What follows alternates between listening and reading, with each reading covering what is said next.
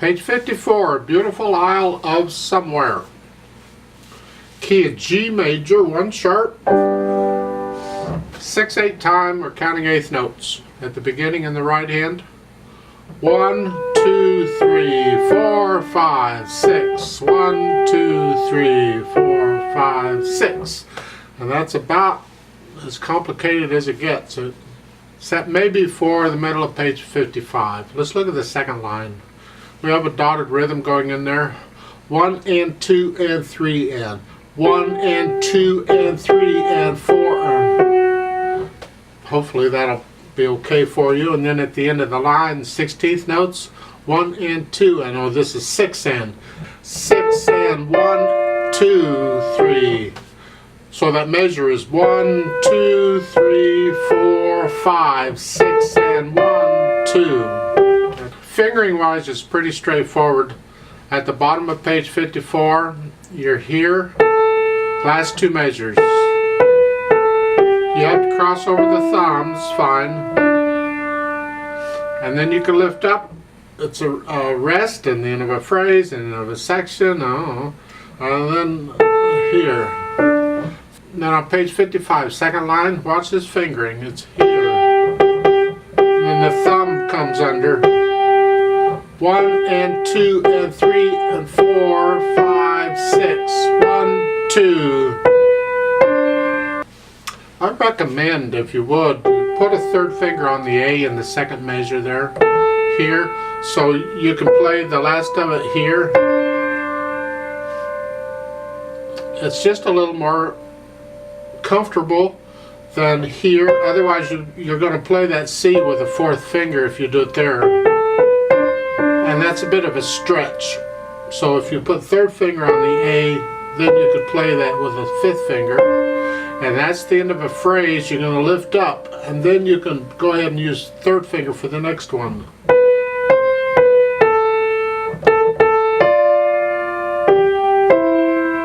And that fermata there on that measure, I'm going to double the value of that, so I'm going to hold it 4 counts instead of 2. Last line on page 55, you're here.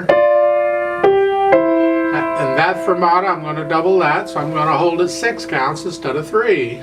And then it's the end of a phrase, just lift up and move. And the fermata at the end, I'm going to hold that 6 counts instead of 3. The left hand just has broken chords, so keep it quiet and just transfer the weight from finger to finger. Second line, second measure on page 54, watch the accidentals. It's 4, 2, 1. You don't want to use the 4, 2, 1. You can do a 4, 3, 2 and then a 3, 5 or 5, 3 if you want. That's more comfortable for you. And then on page 55, second line, you're here. Reach down for the C sharp.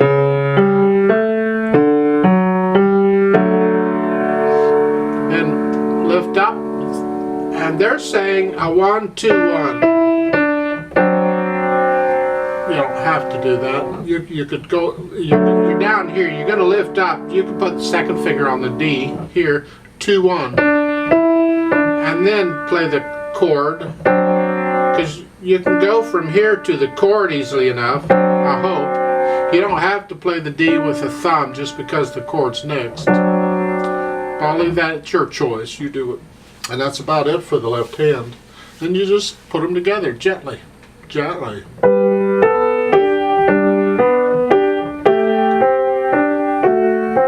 Lift up between the phrases here in the right hand.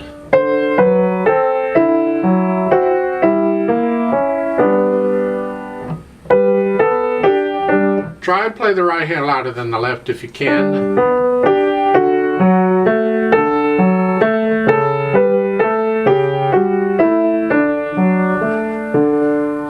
The chorus on page 55. This is soft.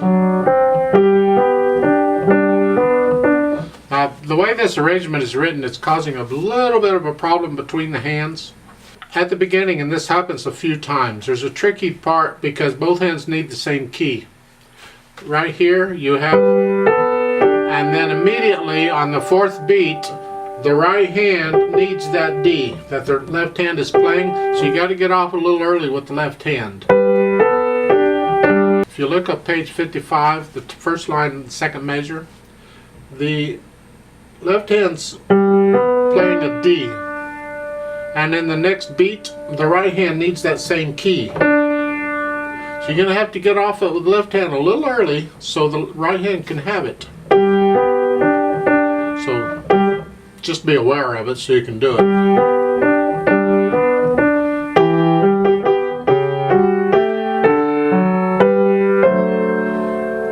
There's a crescendo here, so you're going to gradually, you don't get really loud, just a little bit louder. Up here, and then now it says a little slower, and you medium loud. And you're just hanging on to these fermatas as long as you think it feels right. But it's with when I'm playing with a metronome, I have to do it according to the beat, so I just double the value and then go on. And all of this is slower. We've slowed down.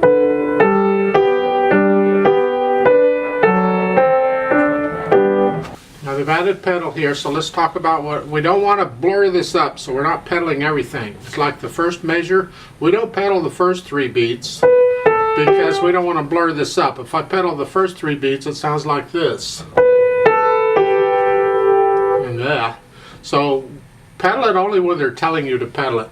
And when on the 4th beat, when it comes in, I'll push the notes down and then the pedal, and the pedal lags behind the keys, behind the notes, behind the hands, behind something. It's just, it overlaps it.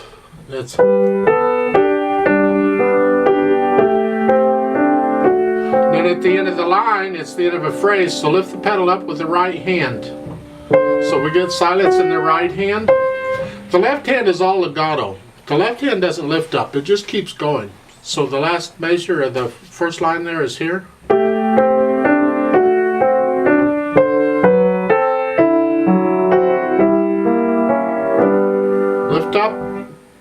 Lift up the right hand, lift the pedal up with the right hand. Actually, here you can lift both hands up.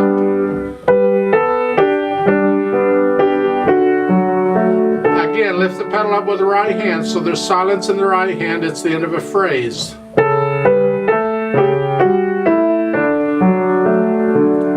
And at the end of the page there, the pedal comes up on beat 6. 1, 2, 3, 4, 5, 6. And then page 55. Go ahead and legato pedal this part. But I would recommend lifting the pedal up on the last beat of the second measure so we hear the rest in the right hand. So it's here.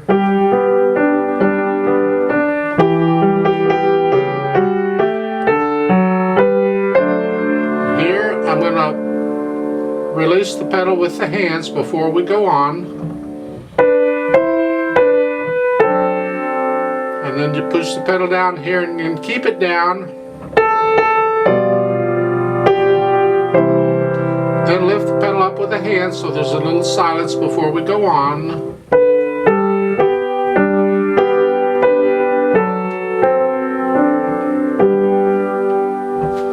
Then at the end, the pedal and the hands come up at the same time. And that's the pedal. It's pretty straightforward. Let's try this together slowly to double check the notes and the rhythms, and I'll try and pedal it just like, I'm not changing the pedal surprisingly enough, except maybe a little bit at top of page 55 so we can hear a rest. But that's it. Otherwise I'm pedaling it just like they're saying to. So put your hands where they go, foot's on the pedal. 1, 2, 3, 4, ready, go.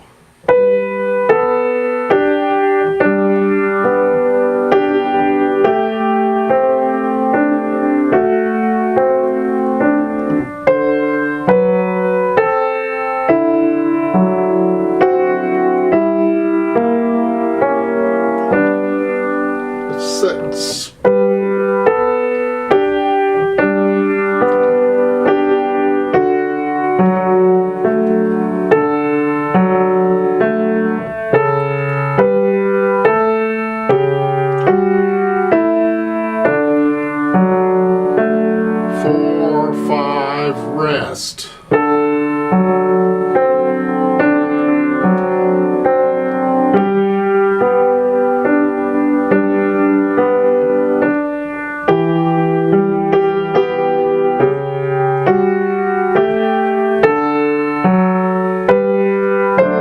2, 6, hold, 2, 3. 2, hold, 2. 5, 6, hold, 2, 3.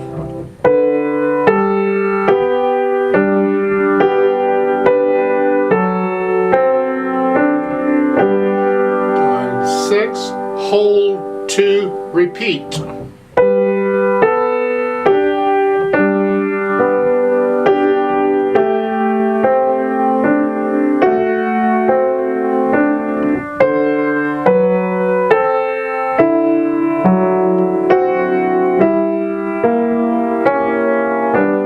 2, 6.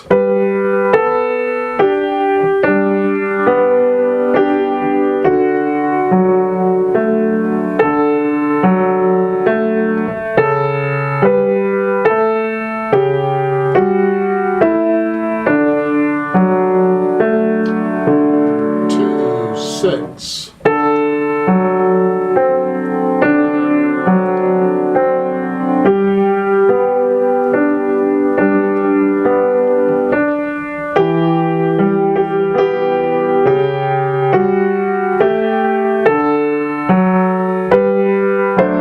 2, 6, hold, 2, 3. 2, hold, 2. 5, 6, hold, 2, 3.